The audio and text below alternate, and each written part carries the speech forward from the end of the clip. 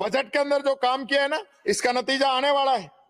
और भगवान श्री राम की आप जो बात कर रहे थे, भगवान श्री राम ने आपको जो दर्शन है ना वो दे दिए। आप भी नहीं समझ रहे, क्योंकि भगवान श्री राम ने जिस पुल का, सेतु का को बनाया था, उसके अंदर उस छोटी गिलहरी के योगदान को भी भगवान श्री राम नहीं भूले थे। उन्होंने सबरी को भी और उस गिलहरी को भी, सबरी को भी और उस गिलहरी को भी पूरा सम्मान दिया था। ये समय की बात है। आप जिस प्रकार की बात कर रहे थे ना, वो नतीजा आपके सामने आ चुका है। महंगाई मानो अध्यक्ष जी। जब भगवान श्री राम के मंदिर का उद्घाटन करने गए तो हमारे देश की आदिवासी दलित राष्ट्रपति को नहीं लेके गए, ताकि उनके प्रोटोकॉल की वजह से मोदी जी पीछे हो जाएं। जब नई संसद का उद्घाटन हो रहा था, वहां आप राष्ट्रपति जी को नहीं लेके गए, क्योंकि वो दलित थी और प्रोटोकॉल में प्रधानमंत्री से ऊपर थी।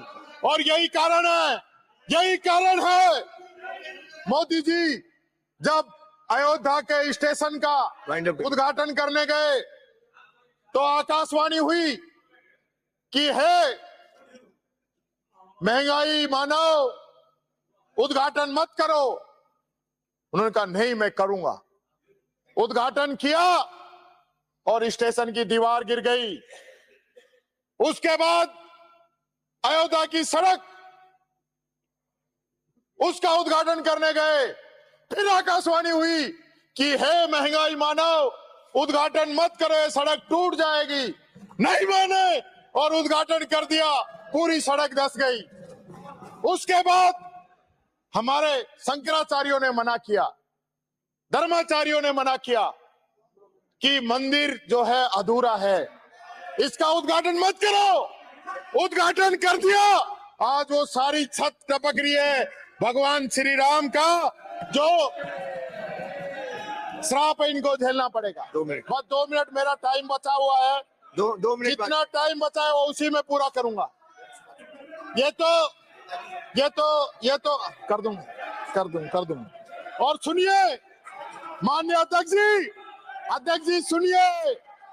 और यही नहीं, जो लोग भगवान श्री राम की बात करते थे, वो अयोध्या में हारे, वो चित्रकूट के अंदर हारे, वो सीतापुर के अंदर हारे, वो रामेश्वर में हारे और वो बद्रीनाथ में हारे। और मैं कह रहा हूं अब ये केदारनाथ में भी हारेंगे, सीट खाली हो गई है। और मैं कहना चाहता हूं, पूछना चाहता हूं, वो कौन लोग थे जिनका बयान ये आया था कि राजस्थान में हम 25 की 25 जीतेंगे? वो बताइए, किसने कहा हम 25 की 25 जीतेंगे? और ये कहा कि हम 5 लाख से अधिक से जीतेंगे? अध्यक्ष जी, कोई इनका अकाउंट खोल रखा है कि नहीं? जो मर्जी जो बोलेंगे, ये ऊपर वाले की लकड़ी है, ये ऊपर वाले की लकड़ी है। जब टिकती है तो आवाज नहीं होती है। ये बात मैं आप लोगों से कहना चाहूंगा। इसलिए प्रयागराज भी हारे, नासिक भी हारे, रामटेक भी हारे, यानी आपको ब्रह्मा विष्णु महेश सब लोगों ने खारिज कर दिया। क्या बात करते हो आप? क्या बात करते हो? किस बात की दुहाई देते हो? इन्होंने अध्यक्ष जी छल, बल, भय, भ्रम और भ्रष्टाचार के दम पे लोकतंत्र को कमजोर करने का काम किया, संविधान को कमजोर करने का काम किया, संविधान की धज्जियां उड़ाई, राजस्थान के अंदर उड़ा रहे हैं। 400 पार हो गए, 400 पार।